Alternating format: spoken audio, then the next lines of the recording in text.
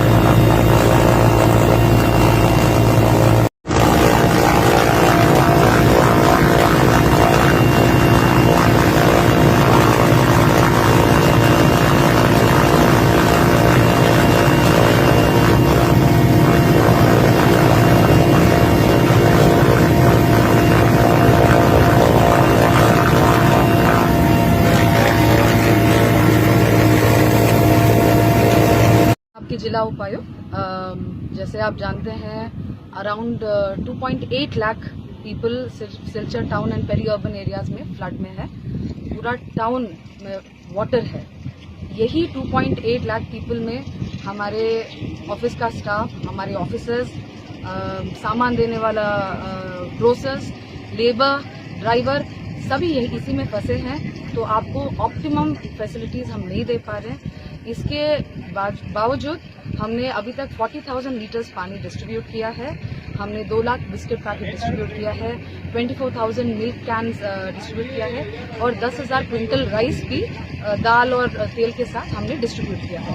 मैं ये आपसे रिक्वेस्ट करती हूँ कि मैं पूरी तरीके से जानती हूँ कि आप सभी को खाना, मेडिसिन और पानी मोस्ट इम्पॉर्टेंटली चाहिए। 2,80,000 SOS messages, calls, mails, tweets करके हमको पूरी तरह से नॉलेज है इस इशू के बारे में। बट आपसे मैं रिक्वेस्ट करती हूँ कि आप थोड़ा पेशेंस रखिएगा। हमारे ऑफिसर्स जो काम कर रहे हैं इतनी मुश्किल में, उन पे अटैक मत कीजिएगा। एंड मोस्ट इम्पॉर्टेंटली जो NDRF, SDRF जो बाहर से आए हैं उनको एटलीस्ट हमारा सपोर्ट दे सकते हैं ताकि वो मैक्सिमम लोगों को इवैक्यूएट किया जाए। NH रोड, शरदपल्ली, दास कॉलोनी, इन सारे एरियाज में अभी भी बहुत सारा करंट स्ट्रांग है, तो जो हम नहीं जा पा रहे हैं। हम पूरी कोशिश कर रहे हैं पहुंचने के लिए, बट हो नहीं पा रहा है। बट आप जैसे जानते हैं CM सर, पूरा स्टेट गवर्नमेंट हमारे पीछे है, तो हमको डरने की कोई जरूरत नहीं है। सेकेंडली, आज हमने ट्रायल लैंडिंग किया है एयरफोर्स के साथ, ये एयर ड्रॉपिंग के लिए। इसमें हमको फ्लैट लैंड घरों में चाहिए। टीना उड़ जाता है तो फ्लैट लैंड बिल्डिंग्स में ही हम दे सकते हैं। मैं उनको रिक्वेस्ट करती हूँ कि आप बाजू लोगों को भी थोड़ा हेल्प कर लीजिएगा। हम एयर ड्रॉपिंग जब करेंगे, आप कैच पकड़ने की कोशिश मत कीजिएगा, पूरा रूफ खाली कर दीजिए। आप घर के अंदर चले जाइएगा, हमको एयर ड्रॉपिंग करने दीजिए, फिर आप उस खाने को यूज कर सकते हैं। इतना हाइट से आता है खाना, आप पकड़ने की कोशिश करेंगे या किसी को लग सकता है, या आप कैच करते करते कोई बच्चा पानी में गिर भी सकता है। तो इसीलिए मैं आपसे रिक्वेस्ट करती हूँ, जब आप एयरक्राफ्ट सुनेंगे, आप ऊपर बाहर देखने के लिए मत आइएगा। ट्रस्ट अस कि जो भी बिल्डिंग में ड्रॉप कर सकते हैं हम ड्रॉप करेंगे। सीएम सर, पूरा स्टेट गवर्नमेंट हमारे साथ है, कोई डरने की बात नहीं है। आप कोविड के टाइम पे मेरे को एक बड़ी बहन मान के आपने हम पे भरोसा किया है। मैं अभी भी आपसे रिक्वेस्ट करती हूँ, थोड़ा सब्र रखिएगा। मोस्ट इम्पोर्टेंटली मैं कहीं नहीं जा रही हूँ, मैं पूरी लड़ाई कर रही हूँ। 20 ऑफिसर स्टाफ के साथ काम कर रही हूँ, 20 जान लगे हुए हैं, हम लड़ाई करेंगे। एक जान बचेगा, हम फिर भी लड़ाई करेंगे, हम हिम्मत नहीं हारेंगे। आपको भी यही मेरा प्रॉमिस होगा कि आप हिम्मत नहीं हारेंगे, और ये युद्ध, ये जो प्रकृति का आग्रह है हम पे, इसको भी हम जीतेंगे। हम हिम्मत बिल्कुल नहीं मानेंगे, चाहे जितना भी काम करे, चाहे जितना भी दिन हो, चाहे जान भी निकल जाए, हम हिम्मत नहीं हारेंगे। आप संभाल के रहिएगा। नमस्कार। বঞ্চনার আরেক নাম কি করিমগঞ্জ, এমনটা যেন প্রশ্ন উঠছে সবার মধ্যেই। কেননা কাছাড় হাইলাকান্দি করিমগঞ্জ নিয়ে বরাক উপত্যকা, কিন্তু আশ্চর্যের বিষয় এটা, ভয়াবহ বন্যা পরিস্থিতি খতিয়ে দেখতে রাজ্যের মুখ্যমন্ত্রী তড়িঘড়ি কাছাড় জেলায় ছুটে আসলেন। এমনকি আকাশপথে বন্যা পরিস্থিতি খতিয়েও দেখলেন, কিন্তু হাইলাকান্দি করিমগঞ্জে বন্যা পরিস্থিতি খতিয়ে দেখতে আসার প্রয়োজনটুকু মনে করলেন না। হাইলাকান্দি করিমগঞ্জ বন্যা নেই নাকি? করিমগঞ্জ হাইলাকান্দি পরিস্থিতি নিয়ে সবাই যখন উদ্বিগ্ন, এমনটা মুহূর্তে রাজ্যের মুখ্যমন্ত্রী দুটি জেলার সফর করতে আসেননি। করিমগঞ্জ হাইলাকান্দি বন্যা পরিস্থিতি খতিয়ে দেখার সবার আশা ছিল, কিন্তু মুখ্যমন্ত্রী না আসায় সবাই আশাহত হলেন। আর্তনাদের সুরে মিডিয়ার সামনে এভাবেই ব্যক্ত করলেন করিমগঞ্জে প্রাক্তন সাংসদ রাধেশ্যাম বিশ্বাস। বন্যা পরিস্থিতি খতিয়ে দেখার জন্য রাজ্যের মুখ্যমন্ত্রীর প্রতি আহ্বান জানান তিনি। এছাড়া প্রকৃতির বিধ্বংসী রূপে সবাই যখন তটস্থ, এমনকি দুঃখ দুর্দশার মধ্যে পার হতে হচ্ছে এ পরিস্থিতির সময় করিমগঞ্জে বর্তমান সাংসদ কোথায় রয়েছেন তা নিয়ে প্রশ্ন উত্থাপন করেছেন তিনি। উনার চেহারা কেউই দেখছেন না যখন উনার অতীব প্রয়োজন ছিল। বৃহদাংশ জনগণ জলের তলায়, হাহাকার পরিস্থিতি। এমন সময় বর্তমান সাংসদের দর্শন না পাওয়া সবার কাছে রহস্য ঠেকেছে। সিএম সাহেব বারবার শিলচর আহে, কিন্তু করিমগঞ্জ না আহে। সিএম সাহেবে আমাক আশ্বাস দি থাকে যে আমি মানে য'ত যিটো ডিমাণ্ড আছে সেইটো পূৰণ হ'ব, কিন্তু তেখেতে আহিলে আমি ভাবোঁ যে মানুহে এটলিষ্ট এটা ছেটিছফেকশ্যন পাব আমাৰ, যে সিএম সাহেব আহিছে, আমাৰ বন্যাক্ৰান্ত মানুহবিলাকক খবৰ লৈছে। আৰু আমাৰ MP, বৰ্তমান MP যিজন, তাতো দেখা নাই ক'ত কি হৈছে না হৈছে। আমি কৰিমগঞ্জ, হাইলাকান্দি, শিলচৰ গোটেই বৰাকৰ আমি খবৰ লৈ আছোঁ। আজি এইবিলাকে ভোট লৈ থাকে, কিন্তু এই মানুহৰ বিপদৰ সময়ত এইবিলাক দেখা নাপায় মানুহে। এইটো বৰ মানে দুখৰ কথা হৈছে, লাজৰ কথা হৈছে আমাৰ কাৰণে। আজি প্ৰশাসনক আমি এলাৰ্ট কৰি দিছোঁ যে যিমান ছাফিচিয়েণ্ট ৰিলিফ হ'ব লাগিছিল, ইমানখিনি এতিয়ালৈ মানে গাঁৱত পৌঁছা নাই। আমি দেখিছোঁ প্ৰশাসনে ট্ৰাই কৰি আছে এইটো নিজৰ ফালৰ পৰা এইটো কৰিব, কিন্তু actually this is the peak hours for the real public representative to attend the effective persons. It is very necessity for ours, especially those who get boots from the public. কাজে আজি যেটো হৈ আছে এইটো আমাৰ লাজৰ কথা হৈছে। আমি মানুহজনৰ তো আমি তো দেখা নাপাই, মানুহে দেখা পাইছে না নাপাইছে আপোনালোকেও ভালকৈ জানে। আমি দেখিছোঁ একজন সাংবাদিক বন্ধুৱে লিখিছে, তোমাৰ দেখা নাই ৰে বন্ধু, তোমাৰ দেখা নাই, এনেকুৱা এইটো দিছে, আমি দেখছি। মানে ইয়াতে আপুনি কি ব্যর্থ এমপি বলি? হ্যাঁ, হর তরফ ব্যর্থ, হর তরফ। কোনে? এই বর্তমান এমপি। আমি করিমগঞ্জত আমি ভাবিছোঁ এইজন মানুহ সজাগ আছে না মানে হৈ আছে, এইটো খবৰ নোৱাৰোঁ।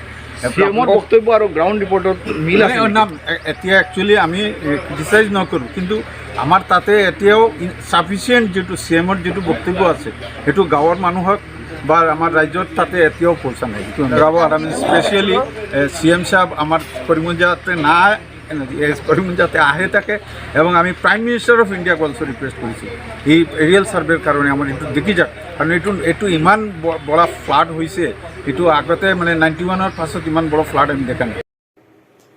কাছাড় জেলার বন্যা পরিস্থিতি খতিয়ে দেখতে আজ কাছাড় জেলায় আসলেন আসামের মুখ্যমন্ত্রী ডক্টর হিমন্ত বিশ্ব শর্মা। হেলিকপ্টার যুগে আকাশপথে কাছাড় জেলার বন্যার পরিস্থিতি খতিয়ে দেখেন তিনি। পরবর্তীতে কাছাড় জেলার জেলাশাসকের কনফারেন্স হলে একটি বৈঠকে মিলিত হন তিনি ও সরকারি কর্মচারীদের সঙ্গে বন্যার পরিস্থিতি নিয়ে পর্যালোচনা করেন। তারপর সাংবাদিকদের সম্মুখে কি বললেন তা শুনে নেওয়া যাক।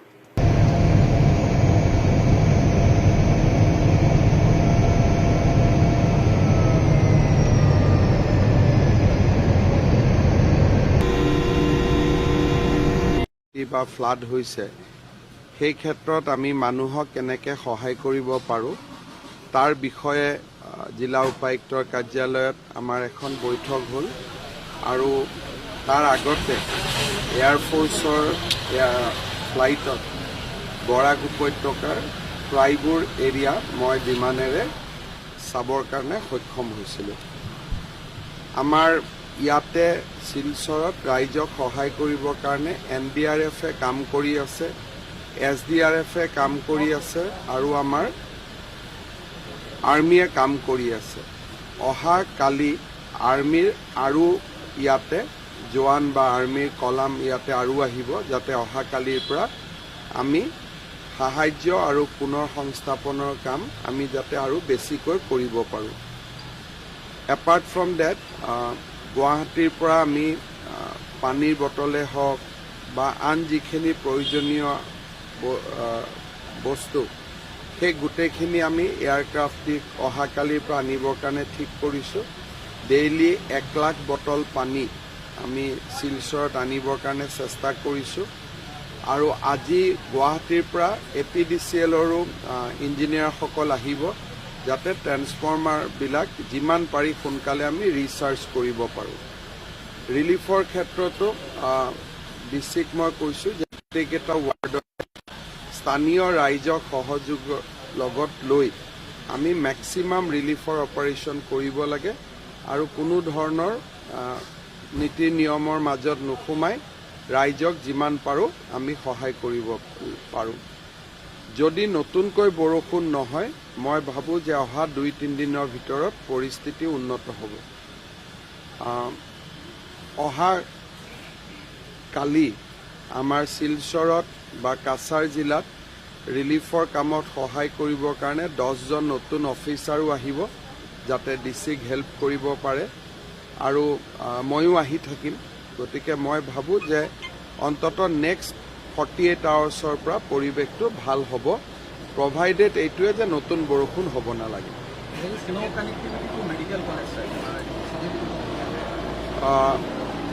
As of now, as far as my information is concerned, the medical college has electricity because they have repaired. From today and tomorrow, in next 24 hours, lot of transformer we will be able to repair and restore.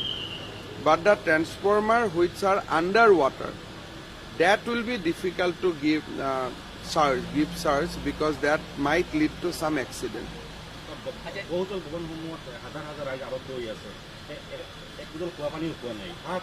আজি ৰাতিপুৱা আমি বহুতল ভৱন যিমান কেইটাত পাৰোঁ almost 30 বিল্ডিঙৰ ওপৰত আমি এয়াৰ ড্ৰপ কৰিছোঁ আৰু ডেইলি ৰাতিপুৱা এয়াৰ ড্ৰপ হৈ থাকিব। কিন্তু কিছুমান এনেকুৱা আছে যে ওপৰত ইলেক্ট্ৰিচিটি আছে, টাৱাৰ আছে, তাতে ফ্লাইটটো ৰখিব নোৱাৰে। কিবা এটা এয়াৰ ড্ৰপ কৰিলে তাৰ আগত ফ্লাইটটো ৰখি দিব লাগে, সেইখিনি নোৱাৰে। গতিকে তথাপিতো যিমান পাৰে আজি ৰাতিপুৱা 30 বিল্ডিঙৰ ওপৰত এয়াৰ ড্ৰপ হৈছে আৰু এইকেইটা দিন কণ্টিনিউৱাছলি এইটো চলি থাকিব।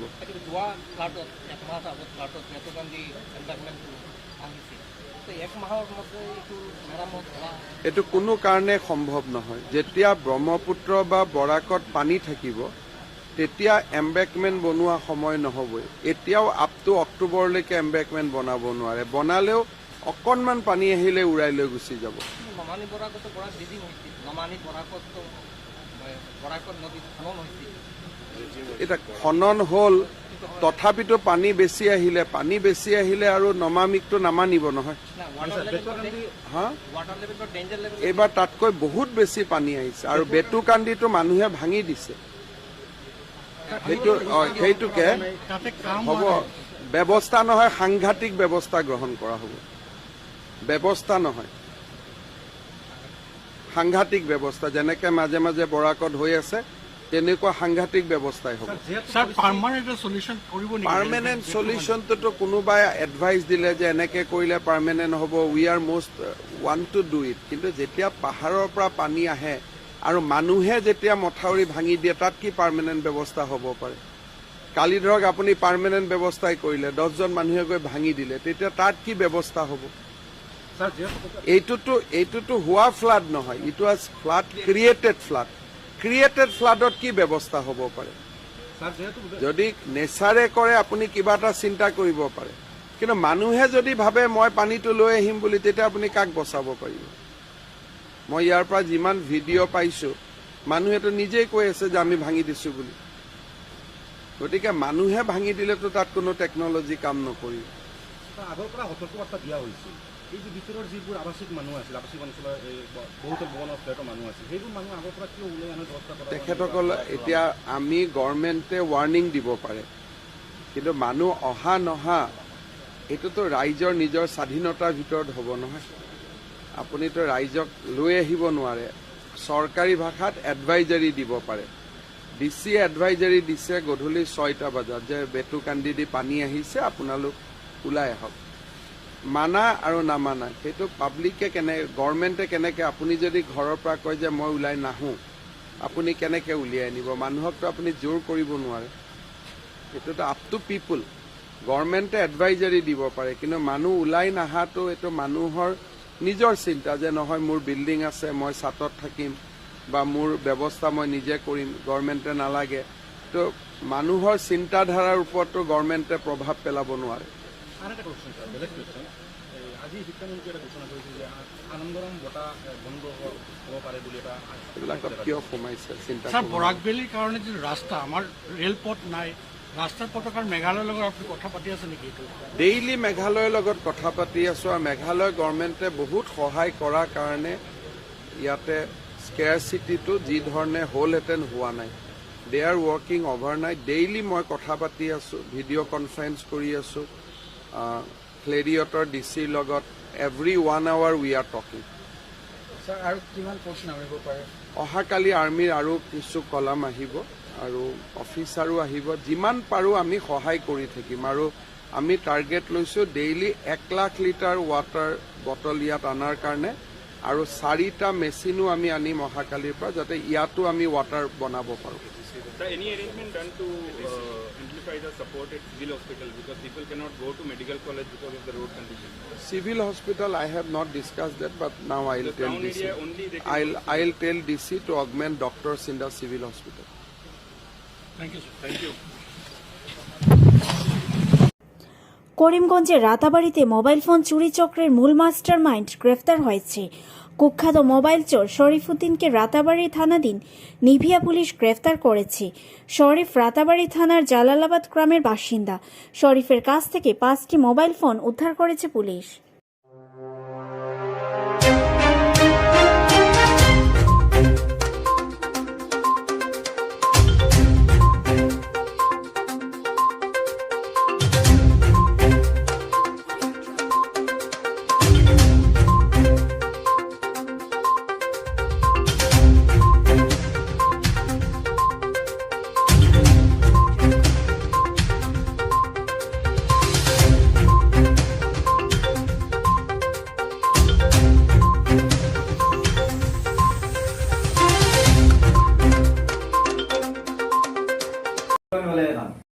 বাড়ি কই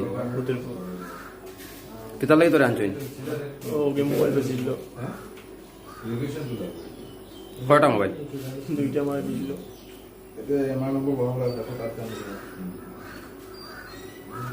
মানুহজনৰ চ'ৰ্চ লগাই খবৰ পোৱাত তেওঁক চাৰ্চ কৰা যায় লগতে টেঙাখোৱা ওচৰৰ পৰা 5টা মোবাইল আমি ৰিকভাৰ কৰা হৈছে আৰু এই দুটা চুৰি কেছৰ আইনীয়াৰ লগত মেচ কৰিছে ল'ৰাজনৰ নাম শ্বৰীফ উদ্দিন তেওঁৰ ঘৰ জালালাবাদ ৰাতাবাৰী আণ্ডাৰ